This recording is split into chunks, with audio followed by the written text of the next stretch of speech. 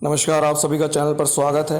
वीर शिरोमणि महाराणा सांगा पर जो एक विवादित बयान दिया गया, जिसके बाद पूरे देश में घमासान मचा हुआ है और जिसको लेकर जिस सांसद ने उन पर यह बयान दिया, सभी लोग विरोध दर्ज करा रहे हैं कि उन्हें अपना बयान वापस लेना चाहिए, माफ़ी मांगनी चाहिए।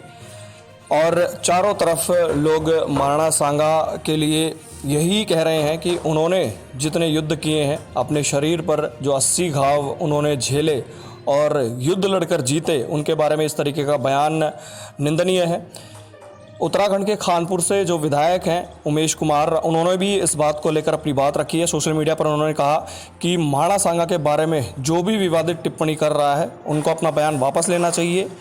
इस तरीके की टिप्पणी से पूरे देश में रोष फैलता है, लोगों में आक्रोश व्याप्त हुआ है, जिसको लेकर उन्होंने कड़ी प्रतिक्रिया जाहिर करी है। साथ ही उन्होंने कहा कि महाराणा सांगा का जो वंश है और जिस क्षत्रिय जाति से वो आते हैं, उनके जितने भी जो वीर हैं, महापुरुष हैं, सभी ने बहुत युद्ध लड़े हैं। उन्होंने क्षत्रिय समाज से भी निवेदन किया है कि वो भी थोड़ी शांति रखें और जिस तरीके से जितने भी वीर उनकी जाति में हुए हैं, वो सभी पूजनीय हैं और किसी तरीके से भी वो भी थोड़ी सी अपनी जो भावनाएं हैं उनको लेकर जाहिर ज़रूर करें, लेकिन कुछ मामलों को लेकर उन्होंने ये भी कहा है कि धैर्य उन्हें रखना चाहिए। लेकिन आक्रोश उन्होंने भी जताया है। साथ ही पूरे देश में इस बात का आक्रोश है कि महाराणा सांगा के बारे में कोई भी अगर टिप्पणी करता है वो निंदनीय है। उमेश कुमार ने मांग करी है कि जिसने भी टिप्पणी करी है उन्हें माफ़ी मांग लेनी चाहिए। माफ़ी मांगने से कोई छोटा नहीं हो जाता है और महाराणा सांगा जैसे वीर के बारे में गलत बोलना बहुत बड़ी बात है और गलत बात है। देखिए उमेश कुमार का ये बयान।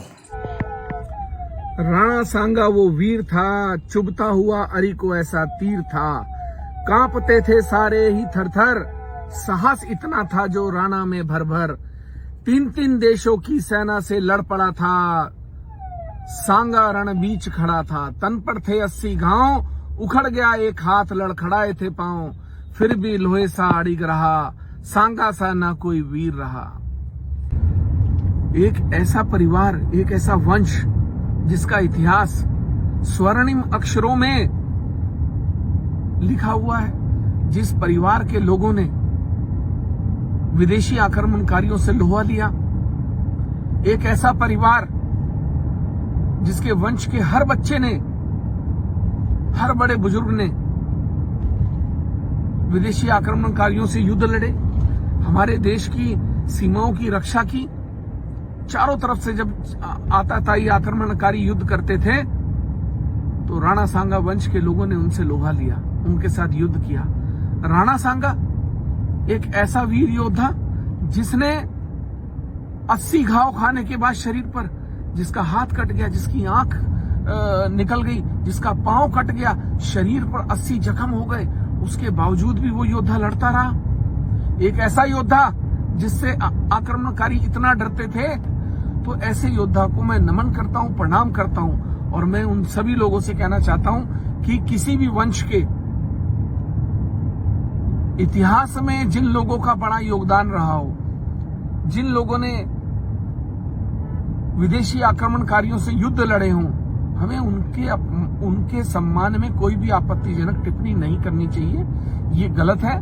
मैं राणा सांगा जी को प्रणाम करता हूं, उनके वंश को प्रणाम करता हूं और मैं सभी से अनुरोध करता हूं कि शांति बनाए रखें, कोई भी ऐसी घटना को हम घटित ना करें जिससे कि राणा सांगा जी का जो स्वर्णिम इतिहास रहा है उसमें कोई ऐसी टिप्पणी करे कि भाई इनके वंश के लोगों ने ऐसा किया। नहीं, आप योद्धा थे, आप योद्धा वंश के लोग थे, आप हैं, आप ऐसा कोई भी कार्य मत करिए जिससे कि कहीं भी अराजकता फैले। और मैं उन लोगों से भी कहना चाहूंगा जिन्होंने इस पर आपत्तिजनक टिप्पणी की है कि क्षमा बड़न को चाहिए, छोटन को उत्पात। आपसे कोई गलती हुई है, आप माफी मांग लीजिए ताकि ये अराजकता का माहौल खत्म हो। चारों तरफ जो इस समय स्थिति बनी हुई है वो अच्छी नहीं है, किसी के लिए भी अच्छी नहीं है, समाज के लिए भी अच्छी नहीं है और मैं इस घटना की निंदा करता हूं। ये वाकई में गलत हुआ है। बुजुर्गों पर, योद्धाओं पर, इतिहास में अपना योगदान देने वालों पर कभी भी हमें कोई आपत्तिजनक टिप्पणी नहीं करनी चाहिए।